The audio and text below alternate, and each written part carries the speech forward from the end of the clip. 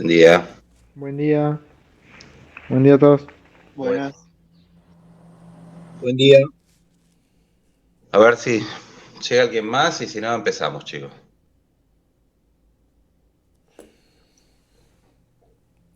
Ay,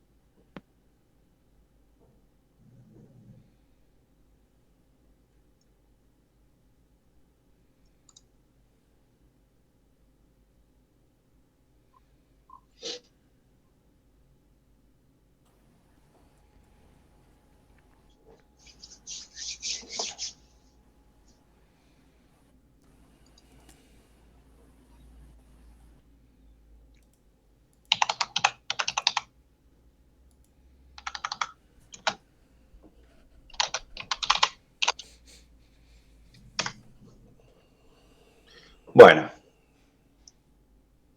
va, sigue llegando gente.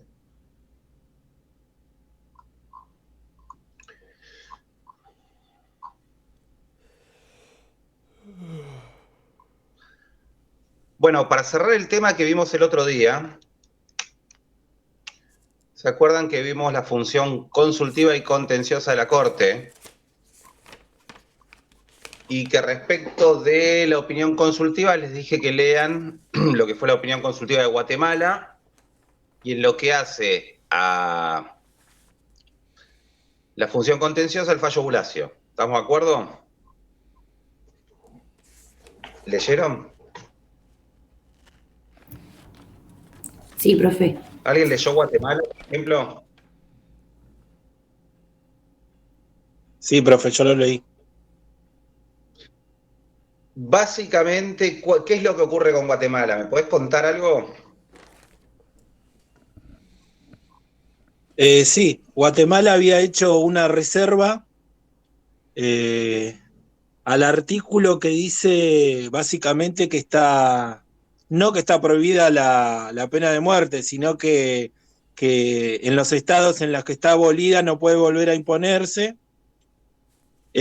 Guatemala había hecho una reserva sobre uno de los incisos, sobre el inciso que hablaba de la pena de muerte por cuestiones políticas. En el artículo incluía los delitos conexos, a los crímenes conexos, o sea, Igual que nuestra Constitución Nacional prohíbe originariamente la pena de muerte por causas políticas. Y lo sí, que dice, esperen que les abro el Pacto de San José de Costa Rica. Pacto de San José de Costa Rica, en su artículo cuarto, dice: Guatemala se reserva el artículo cuarto, ¿no? Inciso 4, que dice: en ningún caso se puede aplicar la pena de muerte por delitos políticos ni comunes conexos con los políticos. Básicamente, el crimen político es el que hace a la figura del político y en ejercicio de funciones políticas. Lo que se busca es la persecución, evitar la persecución política y los crímenes justamente con esos motivos. Los conexos con los políticos son aquellos que con un actuar político, un delito común podría ser, tiene conexión con la figura del político, es decir, el político fuera de ese ámbito cometiendo delitos comunes, por ejemplo, o en un acto político que se cometan delitos relacionados con ese acto, pero que sean delitos comunes, no delitos políticos. Guatemala, como decís vos, hace una reserva al artículo 4.4 porque su constitución nacional solamente le decía que no existía pena de muerte para los crímenes políticos. Entonces Guatemala entendía que que todo lo que no está prohibido está permitido, aunque el derecho del Estado no funciona de esta forma. Pero Guatemala decía, si la Constitución no me prohíbe establecer pena de muerte para aquellos crímenes que son conexos con los políticos, yo podría hacerlo. Por eso se hace esta reserva. ¿Cuál es la historia atrás de esto? En realidad esto viene de... Se ve en el propio expediente que hay una discusión. ¿Quién lleva el caso ¿Quién lleva la opinión consultiva a la Corte? ¿Se acuerdan que les decíamos que la Corte, las preguntas o las opiniones consultivas se las puede hacer quién?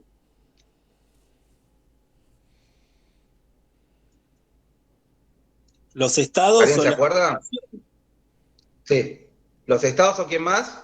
la Comisión Interamericana de Derechos Humanos?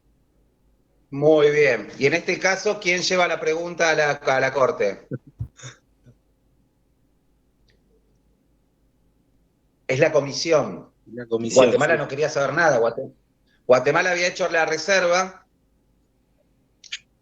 A ver, entendamos que estábamos en un momento, Centroamérica es un lugar revolucionado constantemente, ¿no? Y ¿qué es lo que buscaba?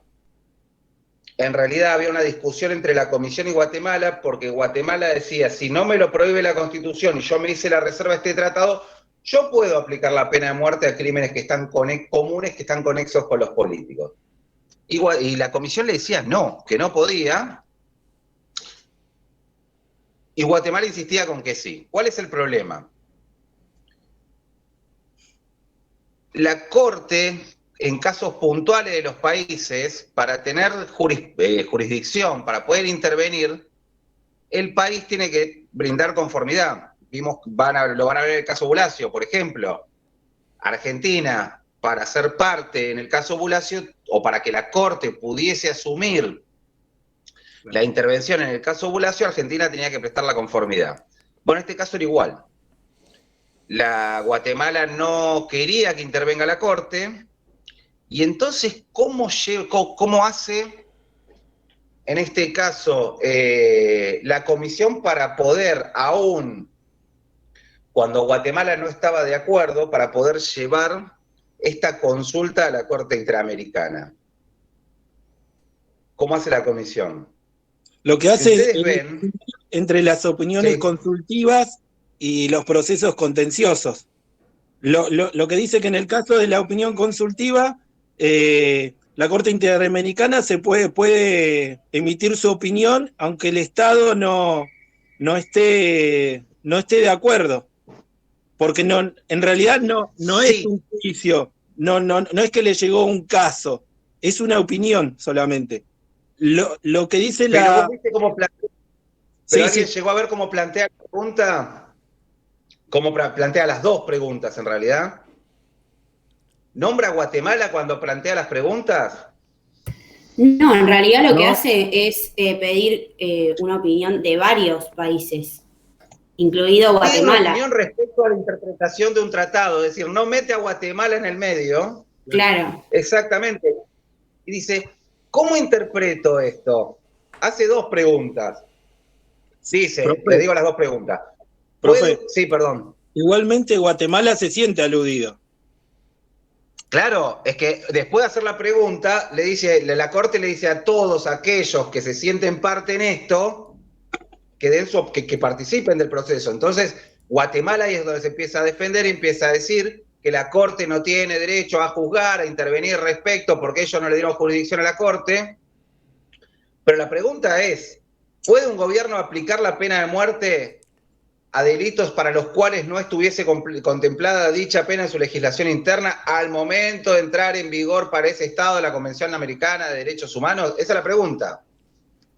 Claro. Y la segunda, ya específicamente respecto a Guatemala, dice, ¿puede un gobierno sobre la base de una reserva hecha al momento de su ratificación, al artículo 4.4, legislar con posterioridad la pena de muerte para delitos que no tenían sanción al momento de su ratificación? Es decir, le hizo la pregunta en general, no nombró a Guatemala y así logró llevar la opinión consultiva a la Corte. Básicamente esa fue la chicana, por decirlo de una manera, con la cual esta opinión consultiva llegó pese a que Guatemala no estaba de acuerdo. Como decís vos, ¿quién fue? Valentina. No fue solamente respecto a Guatemala, porque había muchos países que en su constitución, ejemplo nuestro, contemplaban esto mismo, que la pena de muerte solamente era respecto de los delitos políticos y no los comunes conexos con los políticos. Más allá de que Argentina ya, ahora vamos a hablar de lo que es un protocolo facultativo, pero ya tenía un protocolo facultativo respecto de directamente la abolición de la pena de muerte para todo tipo de delitos, que no llegó a juntar las firmas necesarias, pero sí muestra la voluntad del Estado de abolir la pena de muerte en todos los estados, no solamente en el propio. Entonces, bueno, esta cuestión, esta pregunta, esta discusión llega a la Corte, y la Corte responde estas dos preguntas de la siguiente manera. Respecto de si un Estado puede aplicar la pena de muerte a delitos que hasta el momento no los tenía. Esperen que les quiero leer el tratado. Después vamos a ver. Respecto de los países que no tenían pena de muerte, o los delitos que no tenían pena de muerte al momento de firmarse el Pacto de San José de Costa Rica, o llamado Convención Americana de Derechos Humanos, dice no se puede. ¿Por qué? Por el inciso 2. El inciso 2 del artículo 4 dice: en los países que no han abolido la pena de muerte, esta solo podrá imponerse por los delitos más graves, en cumplimiento de sentencia, bla, bla, bla, bla, bla. Tampoco se extenderá, dice, su aplicación a delitos a los cuales no se le aplica actualmente. Es decir, aquellos países, esto también ténganlo en cuenta para nuestro país, cuando aquellos que digan hay que instaurar la pena de muerte, no se puede. Ya está, tema cerrado, tema discutido. Aquellos países que cuando ratificaron la convención no tenían pena de muerte, no lo pueden tener. Y aquellos países que la tenían, no la pueden aplicar respecto de los delitos que en ese momento no la tenían. ¿Estamos? Esa es la primera y es la más fácil de contestar. Después la Corte se mete en un lío en la segunda pregunta, a mi entender, porque le dices, el país es una reserva al 4.4, que es este que habla de los delitos políticos y los conexos con los políticos, se aplica en esos países, y ahí vuelve a ser la misma respuesta, la primera parte, porque vuelve a decir lo mismo. No, porque hizo una reserva al 4.4, pero no hizo una reserva al 4.2, que es el que habla de que no se puede aplicar para delitos que no lo tuviesen hasta ese momento. ¿Entienden, no? Esa es la primera respuesta de la Corte. Y en realidad, lo que te está diciendo la Corte es que si lo hubieses hecho, si hubiese hecho esa doble reserva, quizás podría haber aplicado la pena de muerte. La Corte cierra, y ahí sí me parece la respuesta más acertada que tiene la Corte al respecto, hace una interpretación de la Convención sobre los Tratados de Viena, aplica la Convención y dice, habla respecto de los límites de las reservas. Acuérdense, lo hablamos la otra vez, una reserva es decir, a mí por determinados motivos este tratado no se me va a aplicar en este punto exacto. Ejemplo, Argentina respecto de Malvinas y el tema del principio de autodeterminación de los pueblos. Hizo la reserva para que no se le apliquen determinadas condiciones de un tratado. Lo que dice la Corte es, aplicando la Convención de los Tratados de Viena, es que las reservas tienen un límite, y este límite tiene que ver cuando estas reservas directamente atentan contra la finalidad del tratado. Entonces, si yo me hago una reserva al artículo 4.4, artículo 4.2, en realidad estoy haciendo una reserva respecto del derecho a la vida. Y el derecho a la vida es uno de los derechos fundamentales de este tratado. Entonces, aun cuando hubiese hecho estas reservas, no hubiesen sido válidas, porque irían en contra de lo que estoy firmando. ¿Para qué firmo un tratado si lo estoy reservando y no lo voy a aplicar? Después discutimos si quieren los tratados que firma Estados Unidos y hace reservas a todos los artículos, ¿no? Pero bueno, al margen, que para mí ese era el cierre, porque si no le estaría habilitando a que cualquier país que quiera suscribir, de aquellos que no han suscrito esta convención, que quiera suscribir a que haga reservas y aplique pena de muerte. Pero eso es Guatemala. De hecho, Guatemala ellos, perdón, profe, pero ellos como que dan a entender, porque es bastante largo en el libro, está explicado bastante bien, sí. Y dan a entender como que la idea es reducir la pena de muerte, como sacarla, digamos, del todo. Pero bueno, en algunos países todavía existe, entonces es como que... Es que la idea es dejarla solamente en aquellos países que se niegan a eliminarla para aquellos delitos de extrema gravedad. Claro. Básicamente ese es el principio. Pero Guatemala se entiende bastante bien, si ustedes lo leen, sí es largo, pero se entiende muy bien cuál fue la discusión. Y a mí lo que me interesa para el examen es que ustedes sepan responder estas dos preguntas. Básicamente las dos preguntas que están al final, y que sepan quizás contarme este contexto de cómo llegó la consulta, quién la llevó, si fue Guatemala, si fue la comisión, si fue otro país. Listo, con que ustedes sepan eso me alcanza para el examen. No para sino para el final. A ver, esto es Guatemala. Bulacio es más largo todavía que Guatemala. ¿Alguno leyó un poco de Bulacio?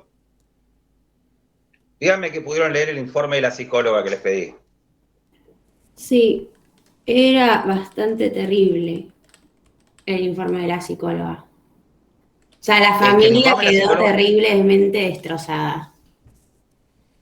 Te mata. Inhumano. El informe de la psicóloga lo he tenido, yo les digo sinceramente, lo hemos leído en clase y he tenido alumnos que terminaron llorando, porque uno no explica, más allá de que, a ver, vamos a Bulacio puntualmente, hay una detención de un menor en un contexto de lo que eran las famosas racias que se llamaban en su momento, habían actas judiciales que permitían, que eran como normativas propias de la policía, que te permitían tomar este tipo de decisiones que no eran legales, pero habían quedado desde la época de la dictadura, donde por las dudas levantaban un grupo de gente para verificar antecedentes, para lo que quieran, sin ningún tipo de causa probable de delito, ¿no? Pero se llevaban al grupo de gente. Bueno, esto es lo que le pasa a Bulacio,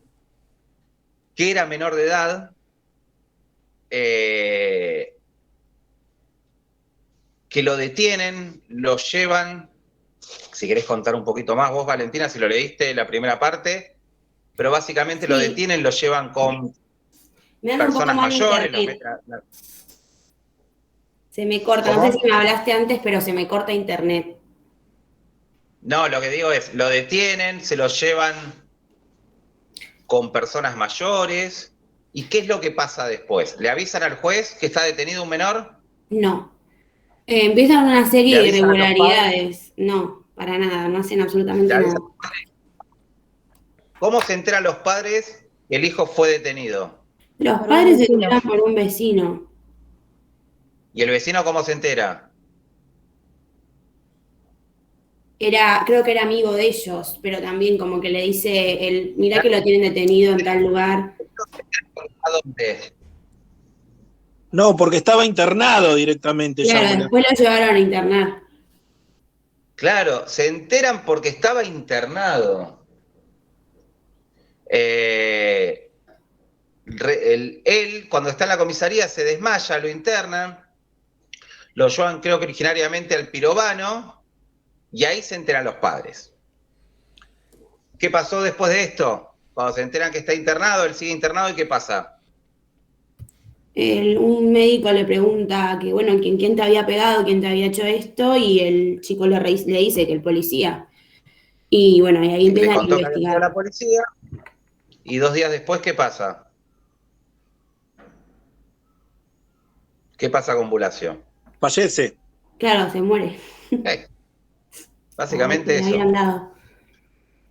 Y ahí, ¿qué es lo que debería haber ocurrido? Básicamente, tenés una denuncia, se hace una investigación, se descubre qué es lo que pasó y se pena al culpable, ¿no? Más allá de que hubo un mal actuar por parte de un funcionario público, de varios funcionarios públicos, esto con un proceso correspondiente y una condena correspondiente a quien comete el delito, hubiese sido, si bien o mal, justicia para los padres y para la familia, claramente. ¿Pasó esto en Bulacio? No, no pasó nada. No. Tuvieron años y años Absolutamente. sin resolver nada. Primero porque intervino juez de menor, juez de mayores, primero había un juez interviniendo por las lesiones, otro juez interviniendo por las muertes, los abogados de las partes empezaron a meter cualquier cantidad de recursos, etcétera, etcétera, etcétera. El Estado, en vez de ponerse del lado de la víctima, utilizó su maquinaria en favor del damnificado. Después vamos a ver, no sabemos bien quién era Espósito, se entiende que Espósito, este comisario, era una persona que tenía bastante poder, evidentemente, pero básicamente todas las causas, había causas por lesiones, causa por homicidio, causa por detención ilegal, todas estas causas empiezan a prescribir, empiezan a caer. El informe de la psicóloga, para aquellos que no lo leyeron, les aviso que lo van a tener que leer para el final. Fecha de final ya me la mandaron, después se las digo, es el 19.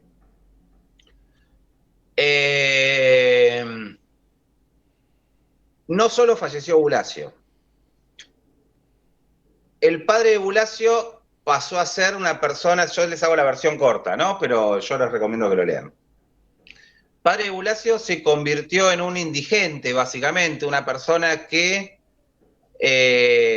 dejó de trabajar, dejó de cuidar a los otros dos hermanos que tenía, Bulacio medio hermanos, se abandonó en la casa, alcohólico, trató de suicidarse un montón de veces. Imagínense que aquellos que conocen un poco, que han averiguado, o aquellos que se relacionan con el tema de la psicología, saben que muchas veces la persona elige, que el suicidio muchas veces es una forma de autocastigarse, y cuanto mayor dolor le pueda provocar ese suicidio, es mayor el castigo que se quiere proporcionar. Como para que ustedes se den cuenta, una de las veces se trató de suicidar comiendo vidrio el padre. Sí. La que llevó toda la causa, la que empujó todo esto fue la abuela. La abuela también murió a causa de esto, el padre también terminó falleciendo. El caso más terrible es el caso de la hermana era muy chiquita, y desde que falleció él, no, se la vio muy pocas veces fuera de la casa.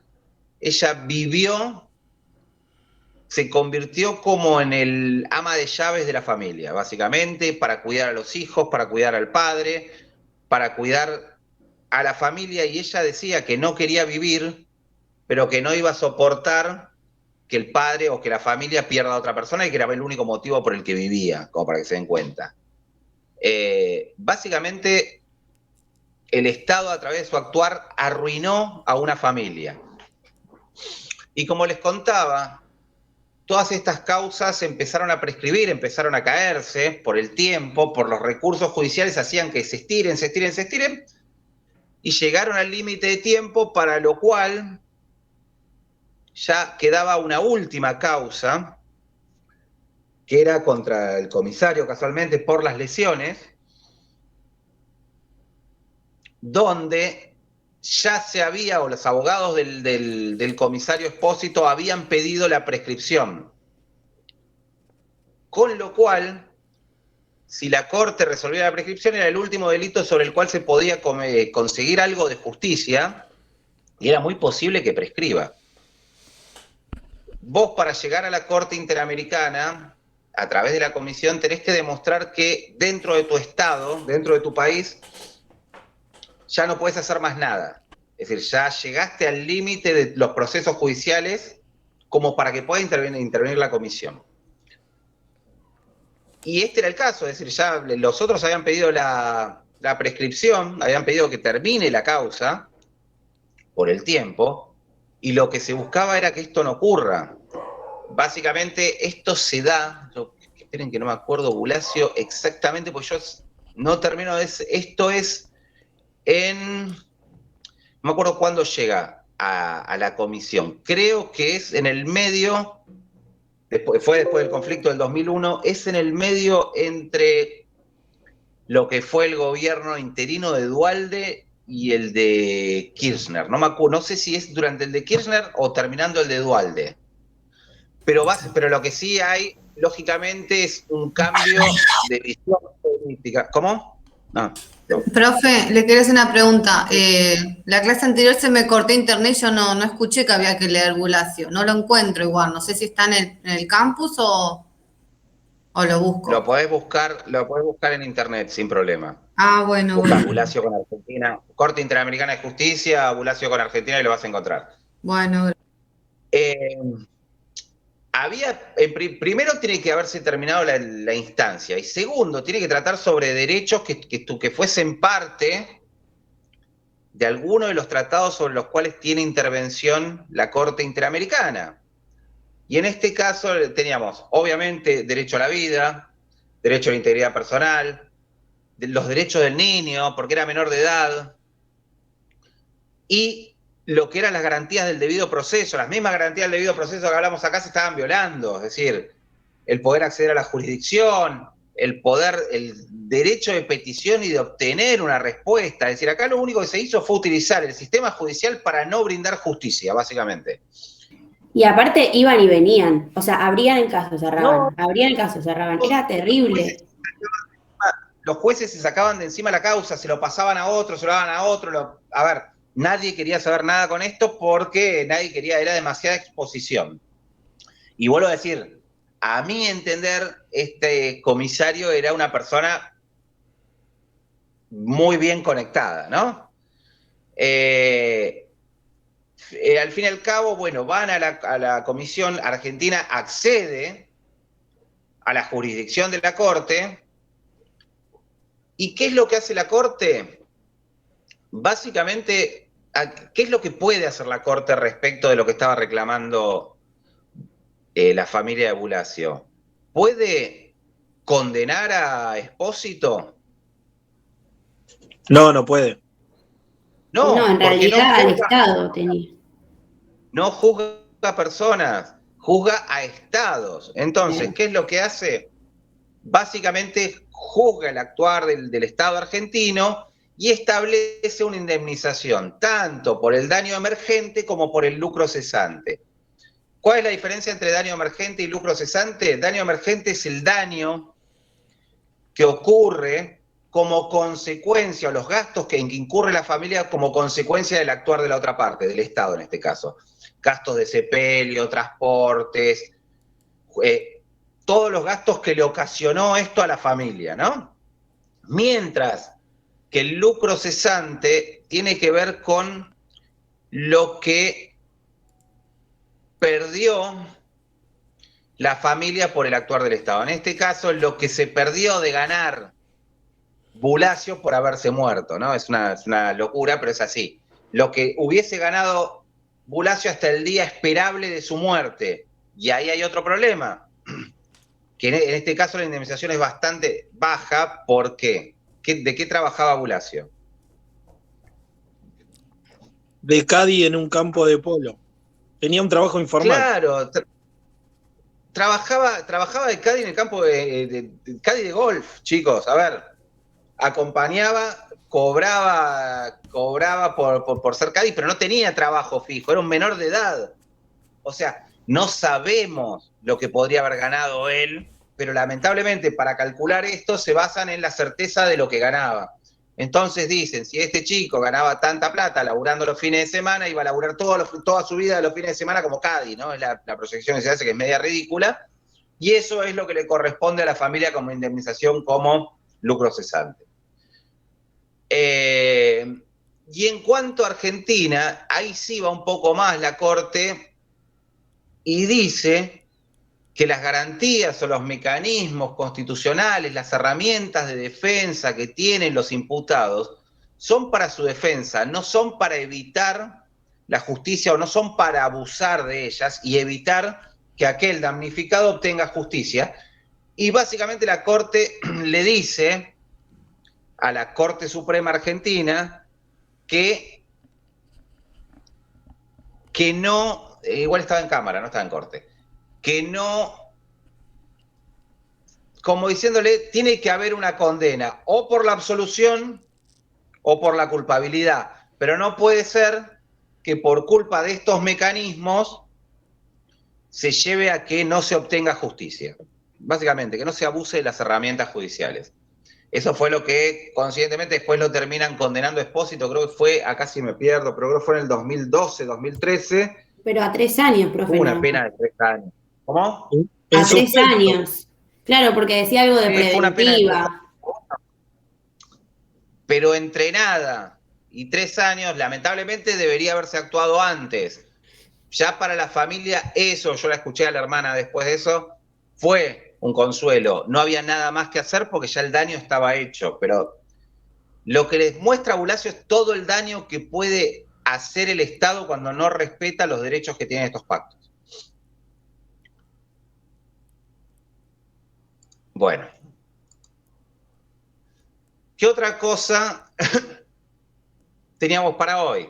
Dijimos que íbamos a ver Edmejian con Neustadt, Edmejian con Sofovich. Antes de eso, que lo hablamos brevemente en la primera parte, nosotros, antes del año 94, antes de la reforma 94, la Constitución Nacional solamente nos decía en el artículo 31, nos hablaba de esta cuestión federal. ¿Se acuerdan que yo les dije que cuando se trate de cualquiera de estos 3 elementos se puede llegar a la Corte Suprema? Es decir, Constitución Nacional, Ley Nacional y Tratado Internacional, como lo dice el artículo 31, son la ley suprema de la nación, es decir, son las leyes más importantes. Pero no establecía un orden la propia Constitución. Profe, sí, lógicamente. Sí, ¿puede, por favor, mencionar la tercera que no la escuché bien? Artículo 31 de la Constitución dice: Constitución Nacional, leyes de la nación y tratados internacionales. Ah, gracias. Son la ley suprema de la nación. Dice tratados con las potencias extranjeras. ¿Por qué? Porque aparte de los tratados internacionales, dentro de esto entran lo que son los concordatos con la Santa Sede, que son tratados internacionales con el Vaticano, básicamente. Pero no te da un orden. Fue la propia jurisprudencia de la Corte Suprema la que terminó. Lógicamente sabemos que la Constitución Nacional es la ley suprema, pero entre los tratados internacionales y las leyes nacionales no estaba establecido quién estaba por sobre quién. Es la propia jurisprudencia la que termina determinando que los tratados internacionales estaban por encima de las leyes nacionales. En el año 94 esto se arregla, es el artículo 75, inciso 22, que dice, en su parte final, como ustedes verán, van a ver que nombra una serie de tratados entre las funciones del Congreso. Acá ya les establece este orden.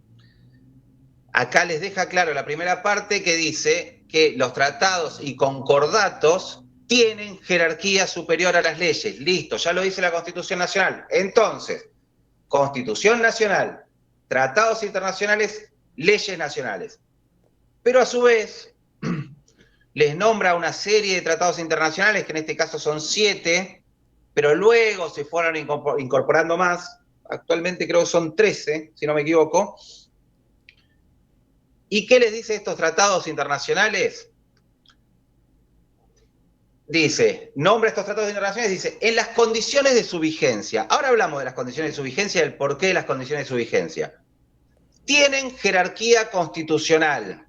Los pone a la misma altura de la Constitución Nacional. No derogan artículo alguno de la primera parte de la Constitución y deben entenderse complementarios de los derechos y garantías por ella reconocidos. ¿Por qué dice las condiciones de su vigencia? Básicamente porque lo que quiere decir es no como lo interpreta el Estado, el tratado internacional, sino como se interpreta internacionalmente el Estado. Esas son las condiciones de su vigencia. Ya lo dijo la Corte, fallo Giroldi creo que es. Cómo lo interpretan internacionalmente. ¿Por qué agregan esta parte de no derogan artículo alguno de la primera parte de la Constitución Nacional? ¿Alguien sabe? Cuando sale la ley de modificación de la Constitución en el año 94, ¿qué es lo que estaba prohibido? Lo vimos, ¿eh? Modificar la primera parte de la Constitución. Por eso no se podía modificar la primera parte de la Constitución. Se podían agregar nuevos derechos, pero no modificar la primera parte. Por eso a la Constitución Nacional se le agregan los nuevos derechos y garantías y no se tocan los que hasta ese momento estaban. Exactamente, es por eso. Entonces lo dicen acá expresamente, no derogas, no tocas, no te modifico nada de la primera parte, para que te quede claro. Solamente lo complemento. Y acá entramos en el complementar. Esta pirámide, que era triangular originalmente, pasa a tener una cabeza cuadrada, más o menos, ¿no? Un rectángulo donde conviven Constitución Nacional y tratados internacionales. En general, yo la gran mayoría, hablando de nuestra Constitución Nacional propiamente, la gran mayoría de los derechos que tengo en los tratados internacionales ya los tenía en mi Constitución Nacional, o explícitamente o implícitamente. Pero, por ejemplo, nuestra Constitución Nacional tiene derechos que van más allá, por ejemplo, la participación en las ganancias de las empresas, que después no se aplica, pero bueno, no importa. O tengo tratados internacionales que hablan explícitamente de derechos que en mi Constitución no me los habla de esa forma, sino que los tengo como implícitos. Ejemplo, claro, derecho a la vida. Entonces, ¿cómo voy a hacer yo para decidir qué derecho aplico? Si aplico el derecho que está en la Constitución o si aplico el derecho que está en el Tratado Internacional. Ya se los dije esto en alguna clase. ¿Cuál tengo que aplicar?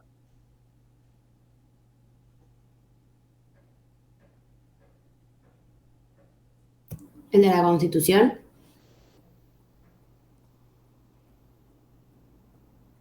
El del tratado. No, no. Voy a aplicar el que sea más conveniente para la persona.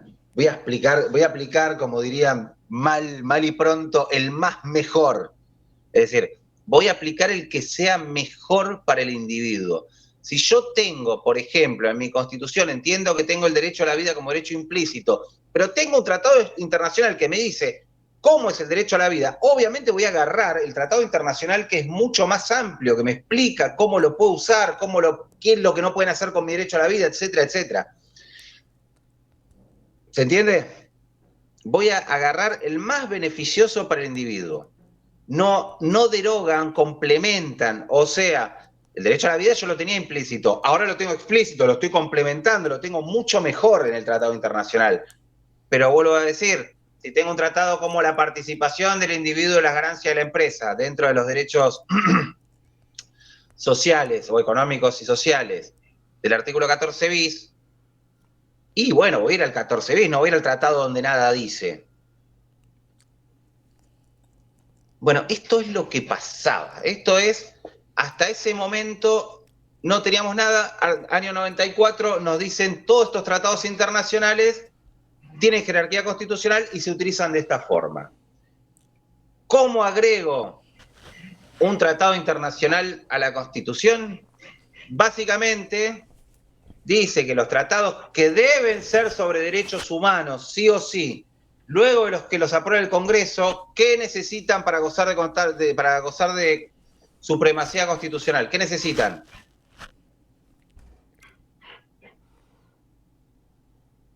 Los aprobó el Congreso como tratados, en primer lugar. Se incorporan al país. Listo. Les quiero dar jerarquía constitucional. ¿Qué necesito?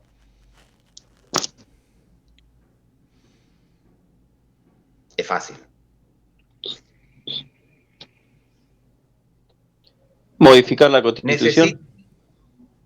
Bueno, lo que hace la propia Constitución es establecer un procedimiento donde no se requiera modificar la Constitución.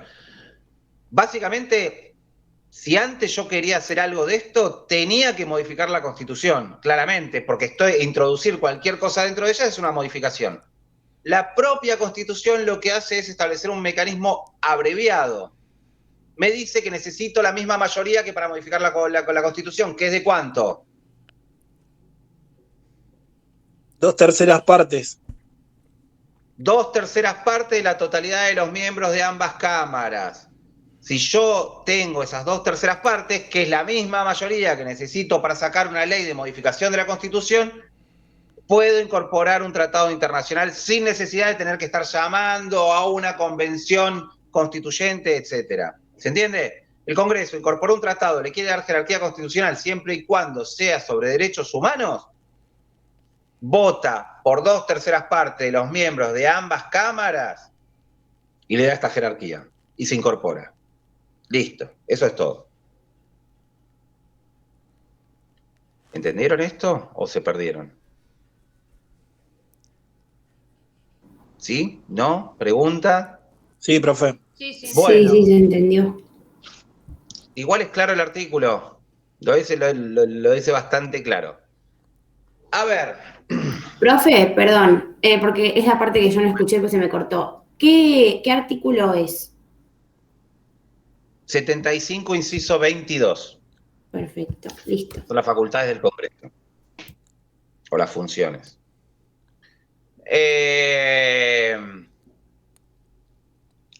Acá yo les hice leer 2 fallos que posiblemente para este examen los van a tener que citar. No el fallo, sino la resolución de este fallo, básicamente. El nombre es muy fácil, no sé si vieron. Ekmergian con Neustadt y Ekmergian con Sofovich. Hablemos de Ekmergian con Neustadt. ¿Alguien sabe quién fue Neustadt primero? Los que somos más viejos, sí.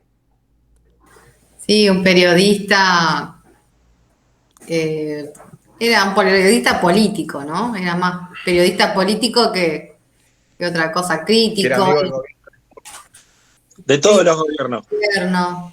Un político amigo del gobierno de turno, claramente. Es decir, lo hemos visto por ejemplo, con el emperador Carlos I de Argentina y su ministro de Economía, Cavallo, tomando vino en el programa, es decir, haciendo promoción de los vinos de bodegas Menem, por ejemplo. En el propio programa, el presidente vendiendo su vino y promocionándoselo. Es un tipo bastante amigo del poder, ¿no? Creo que es lo que se puede decir. Una persona que utilizaba el eslogan de duermo 3 horas, bla, bla, bla, bla. Pero bueno, al margen de eso, un día en el programa de él, ¿quién me quiere contar qué fue lo que pasó? ¿Quién va al programa? El expresidente Arturo Frondizi. Muy bien. Va Arturo Frondizi, esto fue en el año 89, ¿no? Sí, Ekmergian con Neustadt 89, si no me equivoco. Sí. Lo verifico, porque estoy casi seguro. Fue en el año 89, si no me equivoco. 88, diciembre del 88. Bueno, me faltó un poquito. Bueno, va Frondizi al programa de Neustadt. ¿Y qué es lo que dice Frondizi? Más o menos, en sus palabras, a ver si entendieron lo que quiso decir. Que un gobierno puede ser democrático sin ser quizás elegido legítimamente, quizás. Como que podía tener legitimidad de ejercicio, pero no de origen. Que es lo que había pasado un poco con su gobierno, eso fue lo que pasó. Se estaba defendiendo él. Básicamente lo que quiere decir es que no importa cómo llegues al poder, Claro. o así lo interpreta Ekmergian, ¿no? No importa cómo llegues al poder, si vos cuando ejercés el poder lo hacés democráticamente, eso legitimaría la forma en la que llegaste al poder. Básicamente, nosotros hay un golpe de Estado, un hecho repudiable, ilegal y que no legitima ningún poder, pero si cuando se llega al poder uno actúa con un Congreso que vota las leyes, que después vamos a ver porque nadie lo eligió ese Congreso, pero no importa, que vota las leyes y que las aplica como corresponde, un sistema judicial que funciona, etcétera, etcétera, etcétera, etcétera, eso legitimaría tu golpe de Estado. Por ejemplo. Es decir, no importa cómo llegues, siempre y cuando llegues haga las cosas bien. Bastante complejo. ¿Qué pasa con Ekmedjian en este caso? Ekmedjian era un abogado que, ¿qué dice?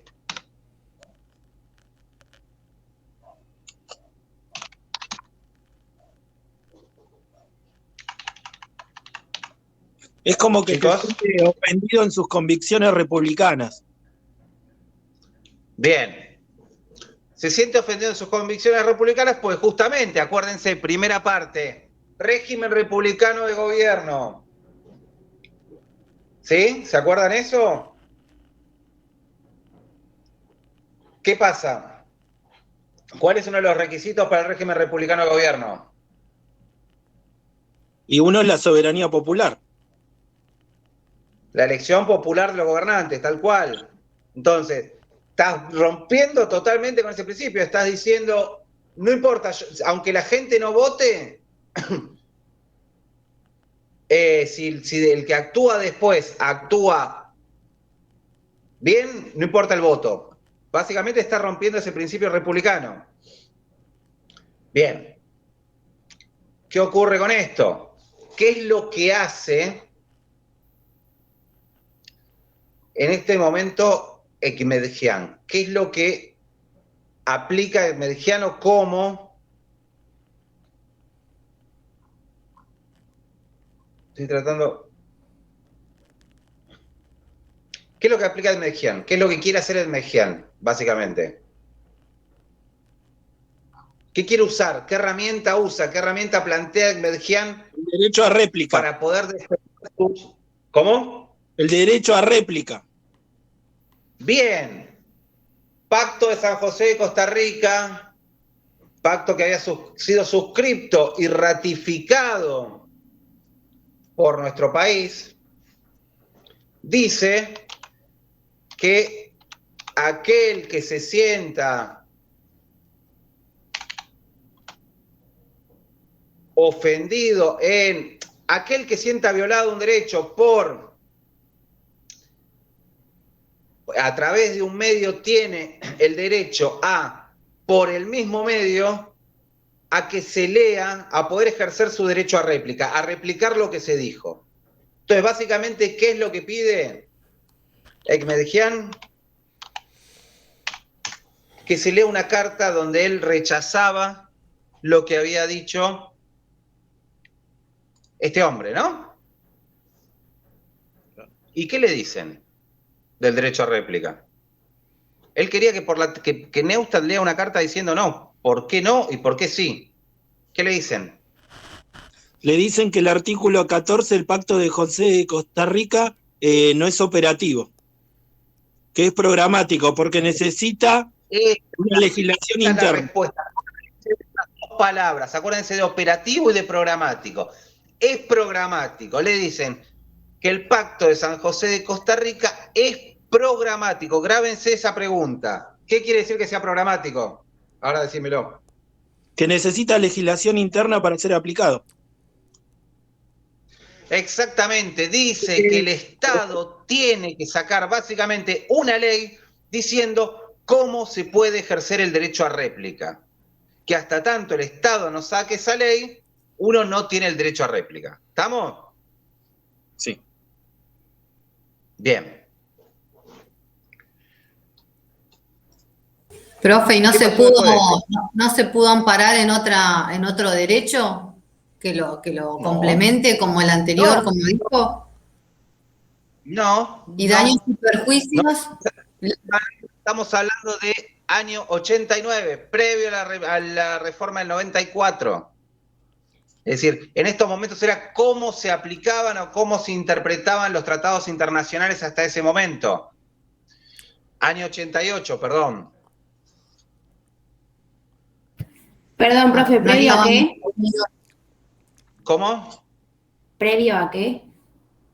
Previo a la reforma del 94. Esto es antes de la reforma del 94. Ah, claro, Esto estamos 88, hablando de qué pasaba, cómo interpretaba la Corte Suprema este tipo de derechos antes de que hubiese esta reforma del 94. Perfecto. ¿Qué es lo que va a pasar después de esto? Y es más, dentro del fallo, estoy tratando de ver, si no me equivoco, dentro del fallo, si no me equivoco, es Fait, que en ese momento dice, por eso lo estoy buscando, que no solo, que él no se expide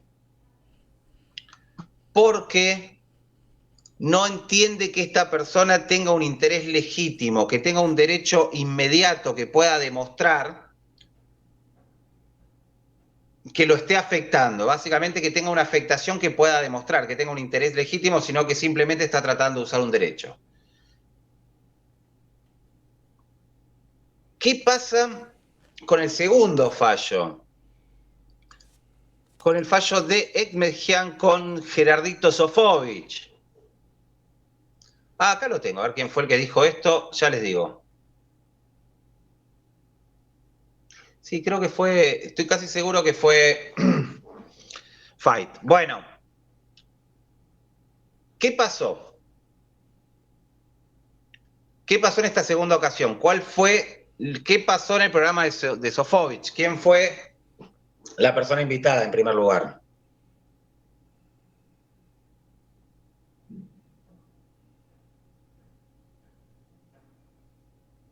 Bueno, el escritor Dalmiro Sáenz va al programa de Sofovich y realiza unos comentarios sobre la Virgen María.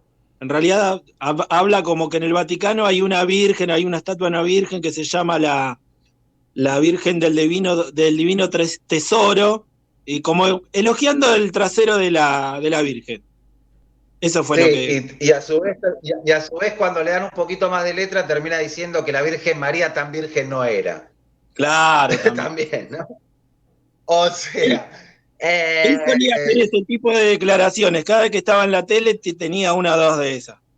Era así. Sí, era un personaje bastante... Se promocionaba de esta forma, ¿no?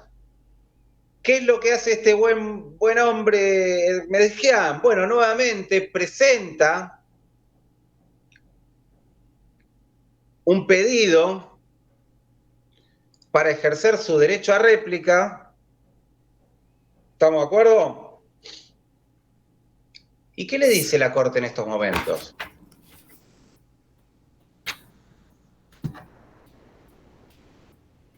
¿Siguen siendo programáticos los derechos? No. Ahora consideró que era... Entiende que son operativos. Para mí, una interpretación bastante acertada. Lo que le dice es, ¿qué quiere decir que sean operativos? Que se pueden ejercer, que se pueden utilizar esos derechos, aun cuando no estén legislados. Porque si el Estado me reconoció que yo tengo estos derechos, es un problema del Estado si después no hay una ley que diga cómo los voy a usar. Pero el derecho lo tengo. Si no, sería ridículo firmar un tratado. Si nunca lo legislo, nunca voy a tener ese derecho. Básicamente le dicen es esto.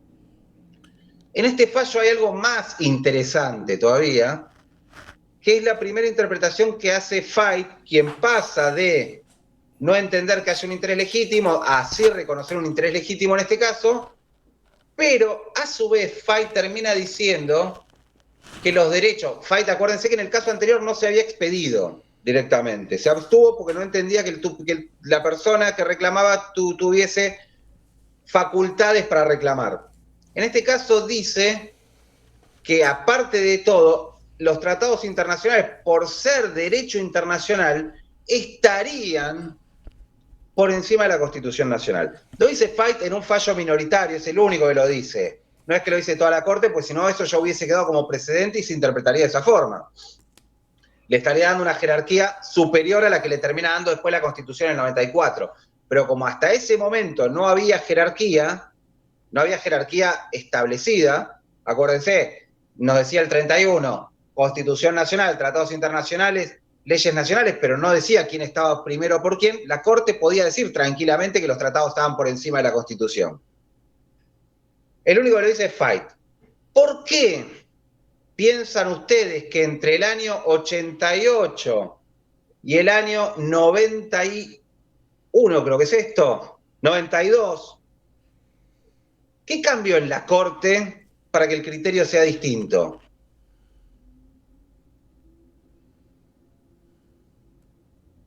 Y cambió algo muy importante en la Corte, ¿eh?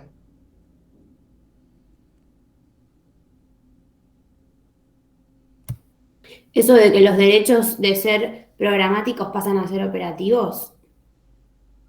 El criterio sí, el criterio es claro, pero no es eso, ni siquiera es eso, es algo más de hecho que de derecho. Bueno, también cambiaron los integrantes. Pasó eso. Los miembros, ¿y qué más? ¿Cómo? Que no eran los mismos integrantes, eran más, porque había pasado una reforma de... Cambiaron los integrantes, cambiaron de nombres, y a su vez eran más. Entonces los que eran minoría, los que opinaban distinto, pasaron a ser mayoría. Y ahí es donde cambia este criterio. El criterio cambia, porque básicamente la Corte en general no te cambia un criterio en 2 o 3 años. Sí, lo puede cambiar, sobre todo en tenencia estupefaciente, por ejemplo, pero en general la Corte te dice, ya dijimos en tal fallo tal cosa, y mantiene el mismo criterio. En este caso lo cambia porque cambian, además de cambiar algunos de los miembros, 2 de los que habían votado antes en contra siguieron votando antes en contra, el tercero no estaba. No, los 3 que votaron antes en contra siguieron votando en contra. Petracci, Belluccio y, si no me equivoco, Molineux O'Connor. Pero Molineux no estaba. Antes estaban, no, Baqué es el que se había ido o no. Acá estoy viendo quiénes votaron. Baqué es el que se había ido. Pero bueno, los que eran minoría pasaron a ser mayoría. Básicamente fue esto. Eso, pero tienen que acordarse, y esto en los exámenes se lo olvidan, chicos. Diferencia entre operativo y programático. Operativo requiere una ley que los regule. Mientras que, programático requiere una ley que los regule. Mientras que operativo quiere decir que operan, funcionan, aun cuando no exista esa ley.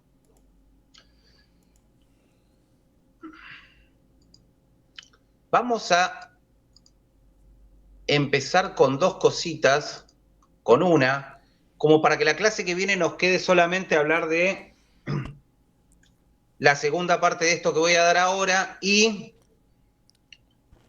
los crímenes de lesa. Para la clase que viene ya les voy a pedir que lean el protocolo contra la tortura y lo que son los core crimes o los crímenes fundamentales que habla el Estatuto de Roma. Lo tiene en el libro igual bien explicado. Profe. Sí. Yo, leyendo el caso de Bulacio, me metí a buscar cosas, qué sé yo, y me apareció el caso del pabellón 7, de la cárcel de Devoto, que era la época de la dictadura, ahora que dijiste esto de los protocolos contra la tortura. Y es terrible. No sé si en algún momento de la carrera lo hacen tocar ese caso, pero es terrible. Porque hay una entrevista que hablan los sobrevivientes. Podría ser. Podríamos llegar. Lo que pasa es que no llegamos. Ese es el problema. No, digo, o sea, es nada, un dato. No, y ahora cuando vean, les recomiendo que vean la película que les dije, no tiene nada que ver con este tema. Pueden ver de mi infancia, yo me acuerdo mucho La Noche de los Lápices, que también los va a marcar bastante. Bueno, perdón, me estoy yendo. No lo tocamos todavía, pero lo puedo llegar a tocar en otro cuatrimestre. A ver, tortura. Vamos a hablar de... Esto se lo pregunto en los exámenes también. Porque no se tienen que olvidar los elementos fundamentales que define la Convención contra la Tortura. Lo que me importa a mí de este tratado es que me sepan definir tortura. Artículo 1 de la Convención contra la Tortura y otros tratos crueles, inhumanos o degradantes. ¿Cómo definimos tortura? Les doy la definición y después se los voy explicando. A los efectos de la presente convención se entenderá por el término tortura todo acto por el cual se inflinjan intencionalmente a una persona dolores o sufrimientos graves. Estamos primero, dolores o sufrimientos graves. Ya sean físicos o mentales, tortura física a través de daño físico, o mentales, tortura psicológica, lo vemos especialista, un maestro en tortura psicológica de Estados Unidos, Guantánamo, pero se van a hacer un picnic con esto. Física, si quieren, el famoso submarino, el que hablan, picanas, lo que quieran. Pero la psicológica en Guantánamo es peor todavía, es decir, tener a las personas con reflectores para que no puedan dormir, prenderle la luz, con constante sonido, tenerlos desnudos. Piensen que en Guantánamo hay mucho musulmán y una de las torturas que aplicaban era tenerlos a todos desnudos y que pasen mujeres y se rían. Es decir, cualquier tipo de barbaridades. Esas son torturas psicológicas. ¿Y para qué? ¿Para qué? ¿Para qué las hacen? Y esto es clave, con el fin de obtener de ella, de esta persona, de la persona torturada, o de un tercero, información, o una confesión, o de castigarla por un acto que haya cometido o que se sospeche que ha cometido, o de intimidar o coaccionar a esa persona o a otras, o por cualquier razón basada en cualquier tipo de discriminación.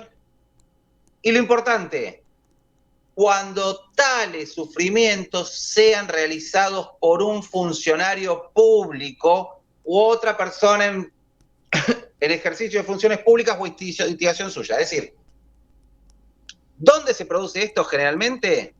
En los centros de detención, donde yo tengo personas detenidas, estoy a cargo de estas personas como funcionario público, el policía es un funcionario público, el guardia carcelario es un funcionario público. Pero supongamos que, como ocurre en algunos estados, estos lugares carcelarios están tercerizados. O sea, aquel que dirige las cárceles no es un funcionario público, sino que es un tercero. Las cárceles son privadas, el Estado les paga por esto y nada más. Entonces lo que dice es esto, por un funcionario público, por un tercero a instigación de este funcionario público. Y básicamente lo que busca es proteger al individuo que está detenido. Tiene que tener estos elementos para hacer tortura, es decir, dolores, o sea, si yo como particular realizo cualquiera de este tipo de acciones, en todo caso serán lesiones, no es tortura. Pueden ser lesiones físicas o pueden ser lesiones psicológicas, pero no es tortura, no entra dentro de la convención. La convención la firman los estados y protege del actuar de los estados a los individuos. Básicamente busca proteger a los individuos que se encuentran detenidos.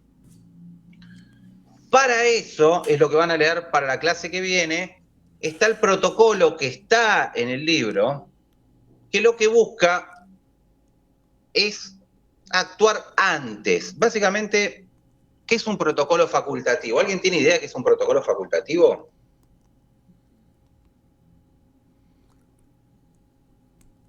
No. Bien. No.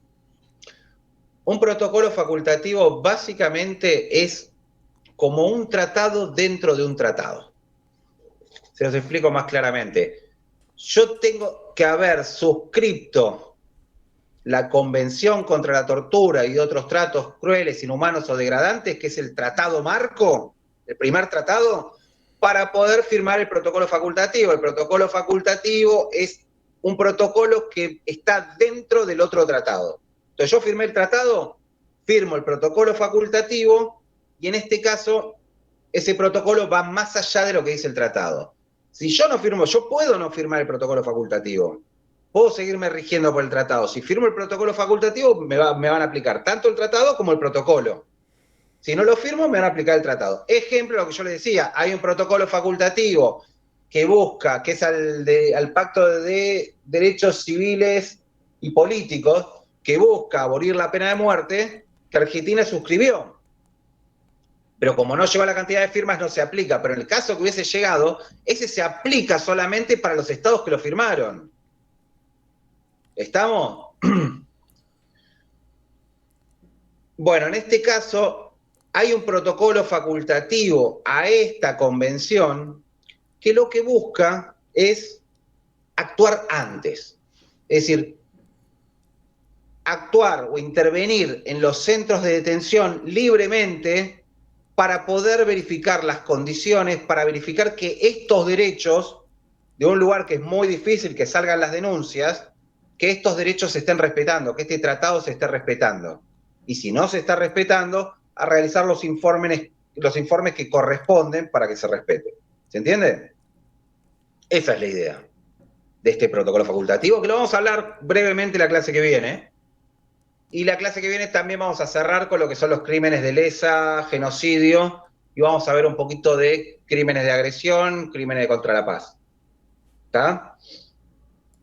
Así nos queda un ratito para cerrar puntos, cosas puntuales del examen. El examen va a ser igual que este, que el último. Va a ser choice, y bueno, y después de eso, calculo que más allá de que el final sea el 19, seguramente, aun cuando haya terminado el cuatrimestre, si ustedes quieren tener una clase de repaso, la vamos a tener. Pero vamos, primero concentrémonos en el segundo y después charlamos. ¿Está? Profe, sí. Día les mando los certificados de examen de los que me faltaron, que me pidieron. Si alguno falta, mándenme un mensaje por privado, por favor, así ya lo hago y se los mando. Ya tengo 3 que me pidieron, que ahora se los voy a mandar. ¿Qué más? ¿Algo más? No, los temas hasta acá para el segundo parcial, Carta de Naciones Unidas, los fallos, Lo que vimos en clase. Lo que vimos. Lo que vimos en clase, les vuelvo a decir, sepan reconocer los derechos de los tratados, como les dije, eso es lectura, no, yo no me voy a poner a leerle el derecho a la vida está en tal lado, tal lado, tal lado, porque están en el tratado, es lectura, chicos. Y es un choice, es solamente para ver que entendieron los conceptos básicos. Volvemos a decir, el primer examen fue muy fácil, este quizás es un poco más complejo, tiene un poco más de lectura, pero el choice no es difícil. Pero no se queden con esto porque el examen sí es mucho más complejo. ¿Está? Profe. Así que, sí. Valentina. ¿Estás viva? Ahí se me escucha. Sí, pasa que se me va bien Ahora. el internet. En la clase pasada habías dicho el tema de las reservas, que yo te pregunté y no me lo anoté. Que vos dijiste, léanlas, pero, o sea, ¿en qué sentido vos lo podés llegar a preguntar? O sea, ¿con qué fin? No tienen que leer las reservas, tienen que entender qué es una reserva. Está bien. No. Lo que yo les mandé fue un link como para que ustedes vean que cada tratado tiene un apartado que les dice cuáles son las reservas. Les mandé el link en inglés, pero que les dice tratado por tratado las reservas que hizo cada país. Si quieren ver las reservas que hizo Argentina, estos 2 tratados, las van a ver y cómo se formula una reserva. Estaría bueno, es la mejor forma que entiendan qué es lo que me puedo reservar, o cómo se lo reservó nuestro país en este caso.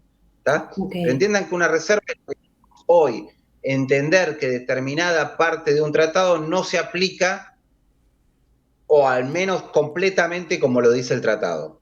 ¿Está? Que yo puedo reservar determinadas cosas, siempre y cuando, complementando con lo que dijimos hoy, no altere el objeto, el fin que persigue ese tratado. Si yo me hago una reserva que vaya contra el objeto del tratado, esa reserva no sería válida.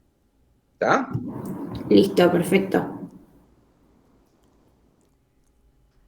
Profe, profesor, una pregunta. una pregunta. Vamos, empecemos con uno. Tengo 2 RO, así que... ¿Cuándo era el segundo parcial? ¿El viernes? El 4. Ah, el 4. El 6, perdón. 6, vamos de vuelta. Otra vez me confundo con el 4. Listo. El viernes es feriado. Ah, cierto. Es martes, sí. ¿Y la otra pregunta?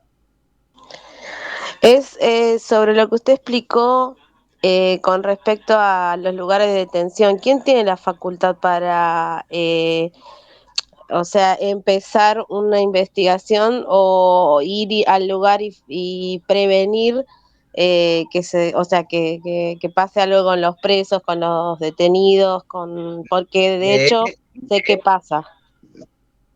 Bueno, lee lo que dije yo para la próxima clase y lo discutimos la próxima clase.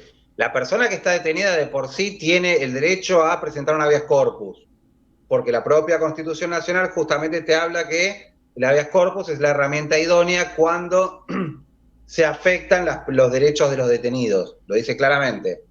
Pero a su vez la convención o el protocolo facultativo de la convención, que es lo que les pido que lean para la próxima clase, prevé un mecanismo para eso. Hay un mecanismo nacional que en este país esperemos que pronto se implemente, y un mecanismo internacional. Acá hay una ley que lo regula y todavía no hay nadie designado. Pero bueno, lean, está puesto ahí desde el, no sé si está en el programa, sí está en el programa, y si no está, sí está en el cronograma y les va a decir, cuando hable de Convención contra la Tortura, hay un artículo de Paula que les explica cómo funciona este protocolo, básicamente. ¿Está?